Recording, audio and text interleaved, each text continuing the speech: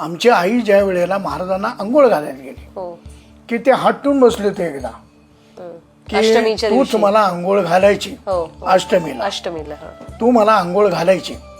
तेव्हा ते म्हणले की महाराज मी 4-4.5 फूट तुम्ही 6 तुम्ही 7 फूट कुठं अंघोळ घालू कशी. ते ढेकल्यामुळे म्हटलं महाराज काय हट्ट धरते त्या मुलीशी.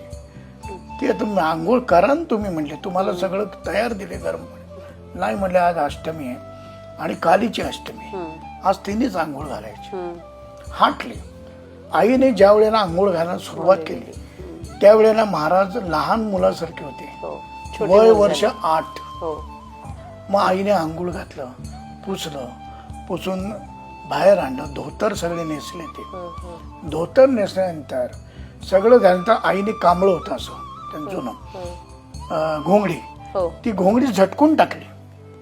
जुनी उशी होती ती जुनी झटकून टाकली आणि महाराज बसले त्याच्यावर आणि म्हणले मला आता देवीची पूजा करायची. आता देवीची पूजा करायची म्हणजे काय शास्त्रोक्त पूजा आहे का यांची का 16 लावून पूजा आहे. सगळ्याच्या पलीकडे गेलेले यांची पूजा म्हणजे बघण्यासारखी पूजा असते फार. मग त्यांना म्हणले घे कुंकू. कुंकू घेतलं आणि त्याच्या कपाळाला पास घे म्हणले दर्शन म्हणून तर हांतरून हिनच टाकलंय.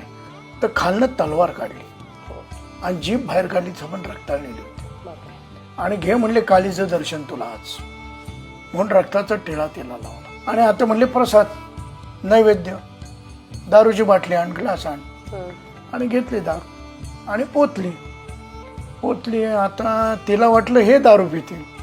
आईला वाटलं आमच्या मामीला. ते म्हणले माझ्यासाठी नाही ग्लास भरला हा तुझ्यासाठी ग्लास भरला आहे तू प्यायचं म्हणले.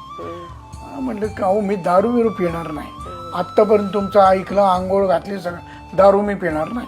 लागली रडायला ती. ते म्हणले तू रडलीस तरी चालेल पण हा प्रसाद तूच घ्यायचा. लागले असं नाही हो करता करता मामी म्हणल्या घे बाई आता. ग्लास ओठाला लावणार रडत रडत दारूचा वास सगळा आणि जेव्हा पहिला घोट घेतला दारूचा त्यावेळेला पूर्ण ते वाळ्याचं पाणी होतं.